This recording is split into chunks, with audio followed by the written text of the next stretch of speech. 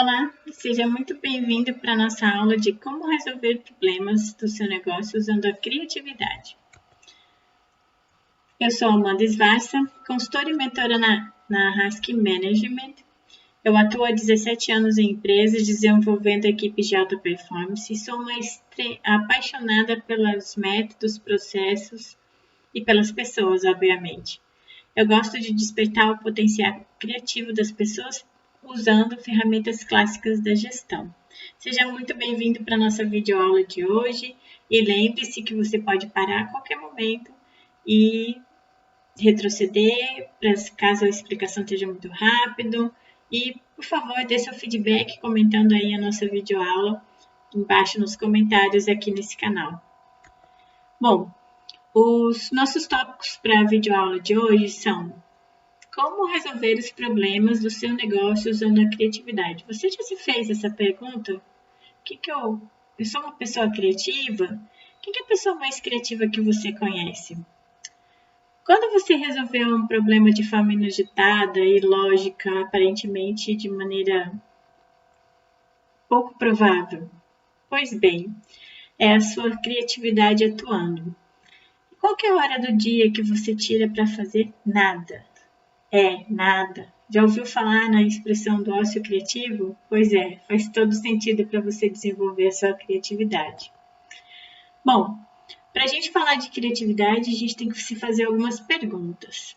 Você acha que passar ou ter alguma necessidade é um problema? E a dificuldade é um problema? Uma oportunidade pode ser um problema? E a tomada de decisão é um problema também? Um problema pode ser uma oportunidade? E quem que é a mãe da criatividade? Será que é a necessidade? Pois é, necessidade, dificuldade, problema, tudo é a mesma coisa. Só que você pode escolher por que perspectiva você vai olhar a sua vida. Se vai ser por uma oportunidade ou através dos problemas. Você é aquele perfil meio reclamão de tudo ou não? Sempre tem uma ideia mirabolante para sair das dificuldades. Pois bem, muito bem. Vamos olhar um pouquinho mais sobre como a gente pode despertar nossa criatividade. Eu gostaria que você respondesse ou selecionasse uma dessas alternativas para você o que soa como mais correto. A criatividade é uma ferramenta para solucionar problemas, a criatividade é uma capacidade que precisa ser desenvolvida, ou a criatividade é algo espontâneo que surge do nada? Qual dessas alternativas é mais certa para você? Bom, não tem resposta certa, mas eu vou lembrar aqui o nosso Albert Einstein, um grande estudioso da área de psicologia, né, que difundiu o método da psicanálise em todo o mundo, mas ele também era um estudante e um assíduo estudante sobre o aspecto de criatividade. E ele fez essa afirmação: não podemos resolver problemas usando o mesmo tipo de pensamento que usamos quando criamos. Fazer o nosso cérebro sair da zona de conforto é um desafio. E eu vou te explicar por quê. O nosso cérebro, ele é um grande gestor de energia, tanto do nosso corpo, de tudo que a gente precisa. E como um bom gestor de energia, o que ele vai fazer? Ele vai buscar economizar a nossa energia. Sim, ele busca padrões para poupar a energia do nosso corpo, da nossa mente. Então, quando você está pensando demais, qual que é o comando que ele te dá? Vai, responde. Fome, para você sair correndo, para você fugir. Pois é, essas questões de correr, fugir e sentir fome, né, é a nossa parte do cérebro mais primitiva agindo. E é muito parecido com o comportamento dos animais, não é mesmo? Porque eles basicamente só se colocam nessas condições. E daí, você está deixando o seu cérebro do modo mais primitivo? Ou você está desenvolvendo a sua capacidade? Bom, vou te dar aí algumas dicas para você ajudar a expandir a sua mente. Técnicas para destravar a sua criatividade. Tem muita gente falando sobre respiração, concentração, meditação. Pois é, isso ajuda muito a nossa cabeça e a nossa criatividade. Lembra que eu comentei no início sobre o ócio produtivo? Mas não é só isso. Você tem que ter momentos onde você precisa parar, respirar e se concentrar, para ajudar o seu cérebro a expandir o pensamento. E o pensamento nas nuvens, já ouviram essa expressão? E você, quando olha para o céu, o que você vê? Sempre as mesmas figuras? Você sempre olha para o céu e enxerga o dragão, o elefante? Ou você enxerga coisas diferentes? Já viu um unicórnio nas nuvens? Pois é. Por que eu falei unicórnio? Eu tenho uma amante de unicórnios aqui em casa, né? A minha filha. Inclusive, ela pintou esse aqui e deixou para eu decorar aqui essa parte do escritório, que eu considero o meu cantinho da criatividade. Tem vários elementos coloridos que eu utilizo no meu dia a dia para exercitar o meu cérebro e tirar ele do modo economia de energia. Bom, outra coisa bem legal aqui que a gente precisa colocar é que a criatividade sim é uma grande ferramenta para a gente poder solucionar problemas, e tanto do nosso cotidiano quanto dos nossos negócios. Já imaginou ter uma parede dessa na sua casa, onde você pode riscar e rabiscar e criar soluções? É legal, né? Agora na pandemia você adoraria ter um lugar para você poder expandir e sair desse nosso modo economia, né? Pois bem, aí está a oportunidade. E a oportunidade é muito simples. É fazer a combinação dos materiais, informações, conhecimento que a gente tem disponível. E se a gente souber fazer uma boa pergunta, 50% do nosso problema está resolvido. Você sabia disso? A gente tem que começar a treinar o nosso cérebro para ser um grande perguntador. E quando a gente pergunta bastante, a gente cria oportunidades. Pois bem, trouxe aí a figurinha do Einstein e da minha filha, que são os meus maiores incentivadores em relação ao desenvolvimento da minha criatividade. Você sabia que se você conseguir simplificar o seu problema e trazer muita clareza do que você efetivamente precisa construir, você já vai ter resolvido 50% do seu problema? Pois é, quando a gente está dentro de uma situação que se parece impossível resolver, a gente tem que fatiar isso, como a gente fatia um bolo, e em partes a gente ir fazendo com que a gente não se contente com a primeira resposta para a solução dos problemas. É um exercício, sair do padrão. A gente precisa efetivamente buscar soluções ampliando o nosso repertório e buscar perguntas certas para adotar para soluções viáveis nesse momento. As soluções, elas, assim como os problemas, eles podem ser complexos ou mais simples.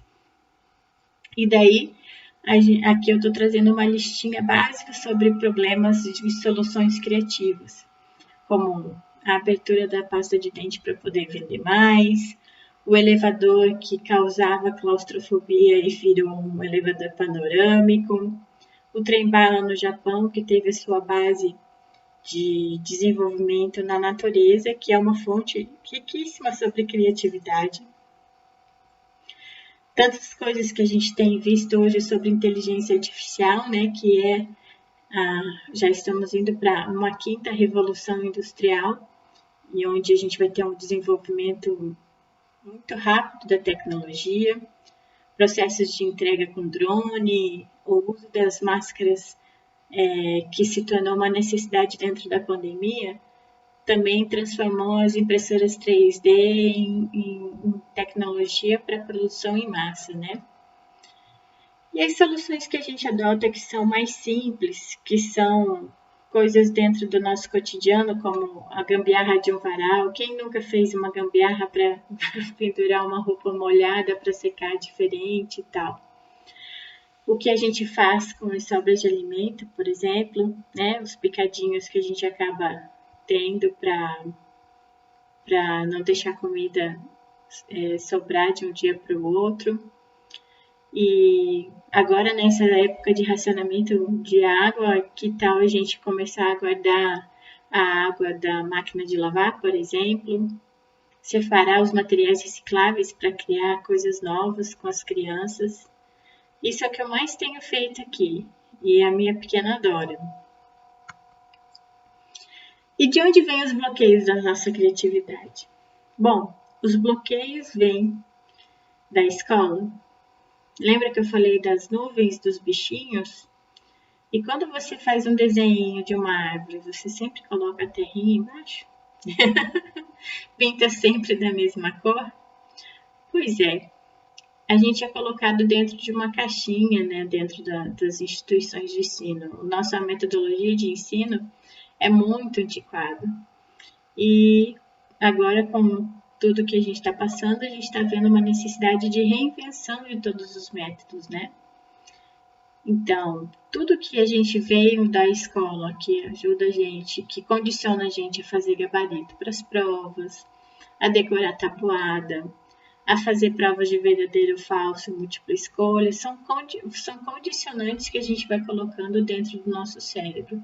De ser um especialista, né, aprofundar o seu conhecimento em uma área só. É um exercício que a gente tem que fazer para poder criar essa diversidade necessária para tirar o nosso cérebro do modo economia de energia. O trabalho dentro das empresas, por exemplo, no cumprimento de uma série de normas, procedimentos. Eu digo isso porque eu já fiz parte, né, de grandes organizações onde eu tinha que difundir uma série de procedimentos. E assim, tudo isso vai colocando a gente dentro de uma caixinha, fazendo com que a gente fique sempre dentro de um processo muito padronizado. Talvez as necessidades do mundo agora venham a mudar. Mas padrão não é só economia de energia. Às vezes ele simplifica uma série de coisas complexas ao nosso redor. E você já ouviu falar do efeito manada? É o estudo que foi feito há muito tempo atrás sobre uma manada de búfalos, onde se conseguiu identificar que esse comportamento animal se repete também nos seres humanos, que a gente tem quando um faz uma coisa e o resto vai fazendo sempre igual. É verdade, isso acontece. E a gente também tem o bloqueio mercadológico, né? Vocês não ficam olhando hoje as redes sociais e tal, e enxergando quase que a mesma coisa sendo dita de formas diferentes? Pois é, essa é a magia do marketing. E a gente brinca que no marketing existem os principais vilões, né? É o pai, o padre, o professor e o padrão. E daí eu acrescentei a questão do produto padrão. Todos esses são padrões nos quais restringem a nossa criatividade. Tudo aquilo que a gente tem com muita rigidez, ou regras muito rígidas, seja dentro de casa, onde a gente frequenta, dentro da escola, onde a gente trabalha, faz com que a gente tenha uma condição de modo de economia de energia muito grande no nosso cérebro. Outras questões que podem gerar bloqueios criativos são questões relacionadas ao dualismo, né, o bem e o mal, o certo ou errado, a razão e a emoção, e acabam deixando a gente dentro de um vácuo chamado achismo. Ficam, eu acho que é isso, eu acho que é aquilo. Bom, que tal você sair do modo automático para poder libertar dos seus bloqueios criativos? As pessoas que fazem sempre as mesmas coisas, do mesmo jeito, ficam num processo de encaminhamento de mensagem, ficam num processo de dirigir sempre o mesmo caminho sem perceber por onde ele está passando, por onde está passando, comer sempre as mesmas coisas. Tudo isso acaba deixando a gente meio no modo automático e economia de energia, e acaba bloqueando a nossa criatividade. E como que a gente faz para desbloquear? Bom, eu trago aqui 5 Cs para ajudar você a desbloquear a sua criatividade. Todas elas são muito simples e você consegue fazer mesmo dentro do processo de isolamento social. Bom, sempre que possível, faça uma caminhada. Se você conseguir fazer uma caminhada ao ar livre, convida uma criança para ir junto com você. Eu faço isso, né, quase sempre com a minha filha aqui. Por quê? Porque é um momento de despertar nossa criatividade. É nessa caminhada que eu deixo de ver sempre os mesmos bichinhos com as nuvens, que a gente começa a enxergar e a explorar o nosso caminho em diferentes direções. Então, sempre que possível, a gente muda a nossa rota. E isso faz com que a gente descubra coisas novas, reparem em coisas diferentes. Se a gente está em um processo de viagem e tal, procure olhar um pouco mais para a paisagem, né? Sair daquela necessidade de pressa e tudo mais, e tentar explorar um pouco mais o seu caminho. Outra forma de desbloquear a nossa criatividade é tomar um bom banho, fazer um relaxamento. Lembra que eu falei daquele momento onde a gente pudesse relaxar e ficar sem fazer nada, pensar em nada?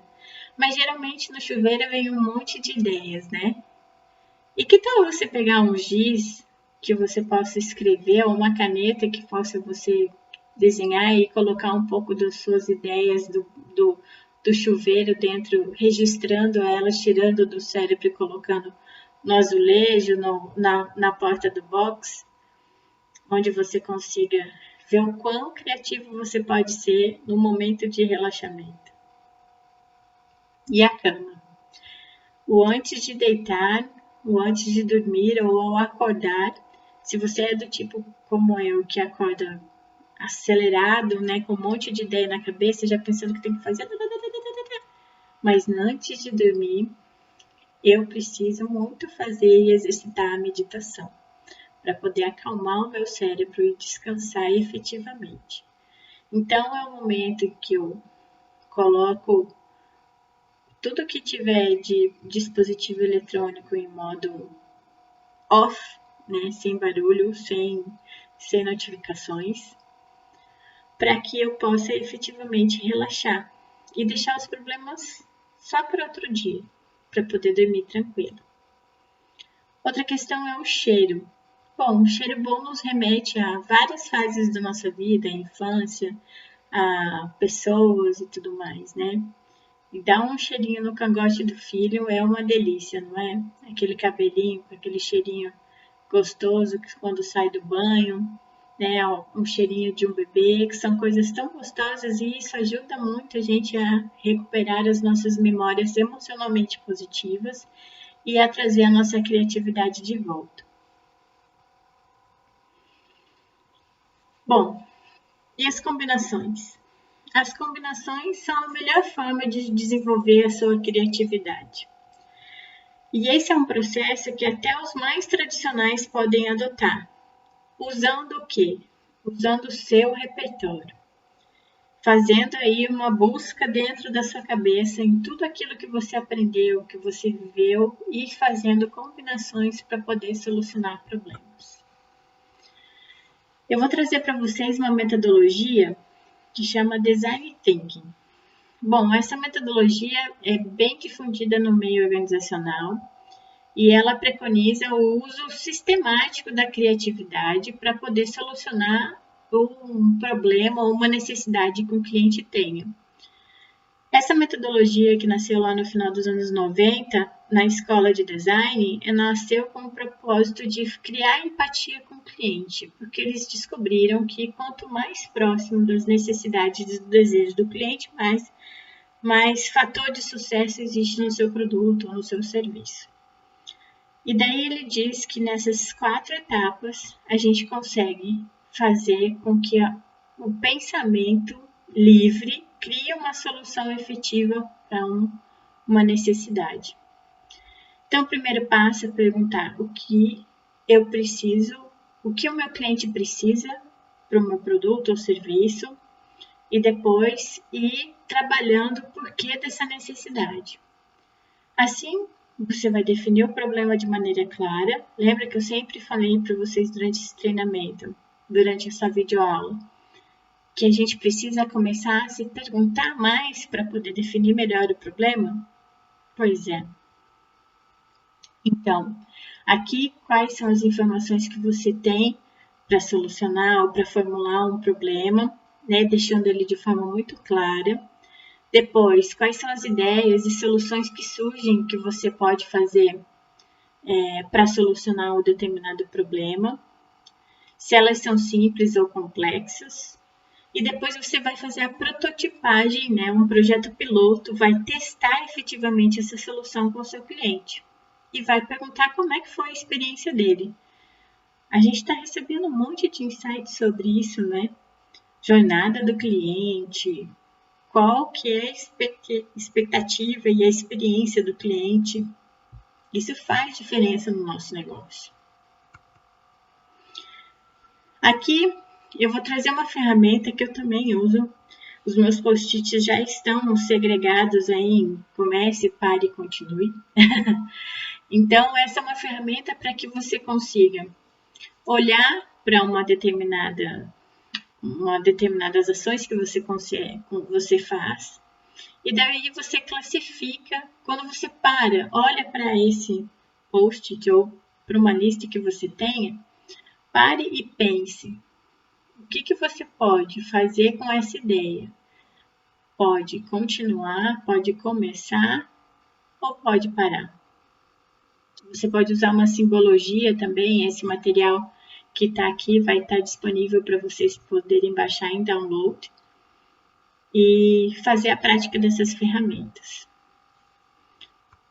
Além disso, eu vou deixar alguns outros materiais para vocês disponíveis também.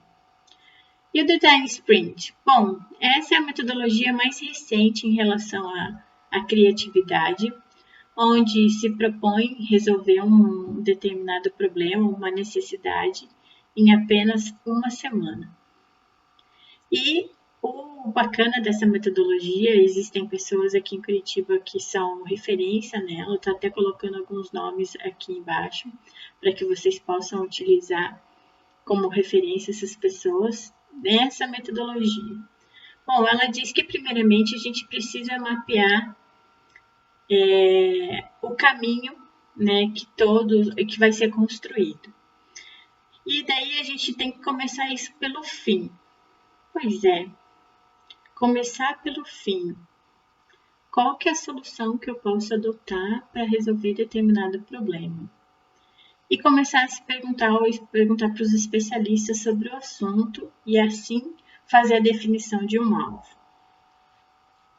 Na terça-feira, você vai fazer um esboço dessas soluções e vai começar o ajuste, o aperfeiçoamento. Na quarta-feira, você vai pegar todas as ideias que você teve no dia anterior e definir qual delas vai ser explorada. Você pode usar a matriz também anterior para essa, mas eu vou te trazer mais uma ferramenta. E depois disso, você vai prototipar e vai se dedicar para que esse protótipo saia muito próximo do seu produto final. E por último, na sexta, você vai entrevistar os clientes em relação às experiências que ele teve com esse protótipo. Aqui a sugestão é entrevistar pelo menos 5 pessoas, porque elas vão estar expondo 80% dos problemas dessa prototipagem. É bem interessante essa ferramenta. Aqui a gente já tem até escolas de negócios desenvolvidas em cima dessa metodologia. Então, tem muita coisa que pode ser aproveitada. Eu sugiro que vocês busquem também fontes de pesquisa falando sobre essa metodologia. Ajuda muito no despertar da sua criatividade. Tem ferramentas fantásticas.